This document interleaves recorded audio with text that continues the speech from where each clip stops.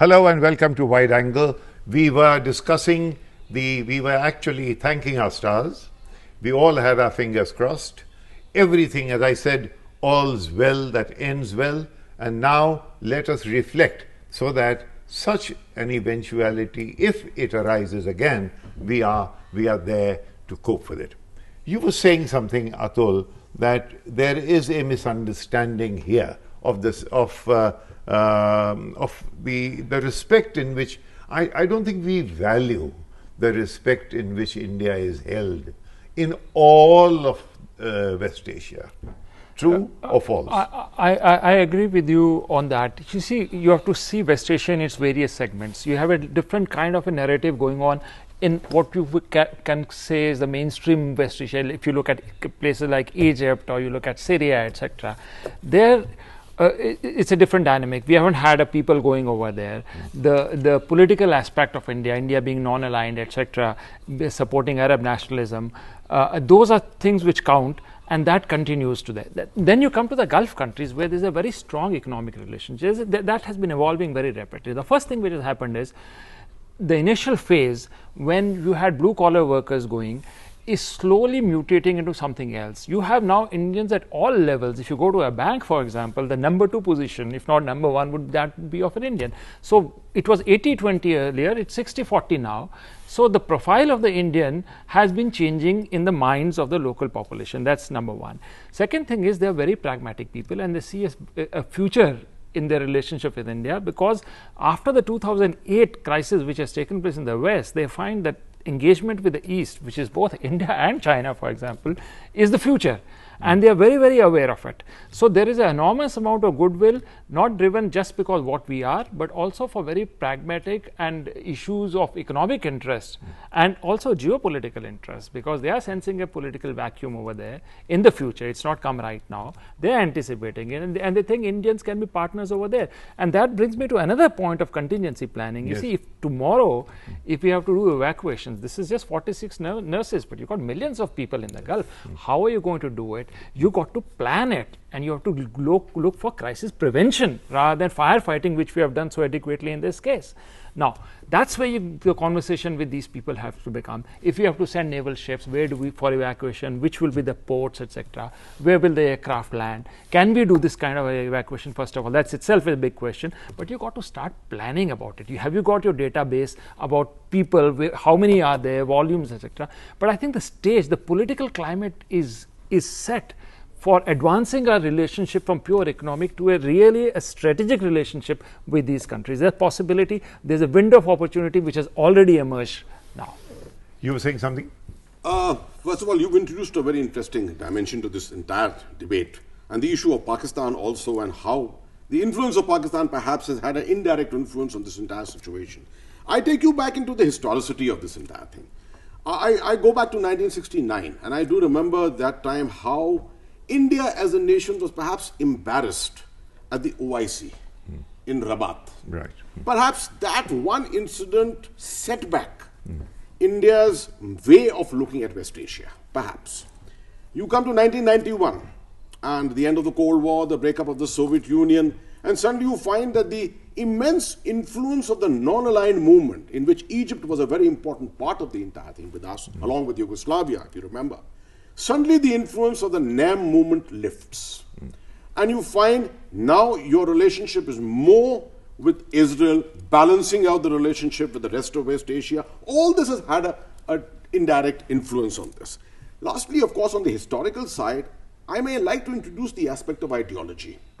You see, a lot of people in India, maybe at the apex level, at decision-making levels, get worried by the ideological aspects, this aspect of the caliphate, for example, which has suddenly come in. What is the caliphate? How it's suddenly come into it? Most people don't understand this at all, and it worries them. So with this kind of an attitude, our overall manner of looking at West Asia and looking at these countries which are primarily pro-India becomes a little colored. Taking on the issue of contingency planning, I may like to remind the listeners also the experience of Lebanon. If you remember 2006, the war in Lebanon, India had a good experience in which our military attaché in Ankara played a very, very important role. The Navy played a very important role. I think that is a good experience to fall back upon. And contingency planning, essentially you have to look at resources. You have to look at the diaspora who you have to take out from there. You have to look at intelligence. And then you have to look at your contacts and your soft power. All this put together, I think the government now needs to take a serious look at standard operating procedures, SOPs. General, you have touched on something which triggered an idea or two in my head. You're talking about Lebanon. We had a regular peacekeeping force under a general in southern Lebanon. They used to go and live in Haifa, which is in Israel, and they looked after the border between Lebanon and Israel. And we had all the intelligence. I mean, I'm not likely to reveal, but the people I was able to meet in Lebanon through my soldiers, I have a feeling that the government of India has not used them as a resource. I'll give you another example. Everyone's talking about Al-Shabaab now. Now, Al-Shabaab, you see, when the Mujahideen were being trained in Afghanistan, Prince Naif of Saudi Arabia decided also to train exactly the Mujahideen in Yemen. Why? Because Aden was under Nasserite and Soviet influence, and this was right, it was bothering them. Now that has morphed into what today is the Al-Qaeda in the Arabian Peninsula. It's a short boat ride to Somalia. Now Somalia is one country where I have been with General Mono Bhagat. General was there with a full brigade strength looking after controlling the civil war after Siad Barre. And he had a free run of that area. It was the most secular country one had known. Sure. What has happened? I don't think we used that as a resource. Rwanda, we had a military force there. I don't think we used that as a resource. Therefore, just now in this crisis, I don't think we've done exceedingly well, but there were other advantages which we may have turned to. Do you know that there are 600 Indian students in Najaf? They have access to the most powerful body of people in Iraq. Who are they? Ayatollah Sistani. Who are they? Ayatollah Bashir Najafi. Now these are people these youngsters are students of these people, and they're ours. We should turn to them. They will have there's a whole pool of reservoir there. The point I'm making is that we have advantages and we tend to lose them. If I may introduce here, taking a cue from what you said, this whole aspect of military diplomacy.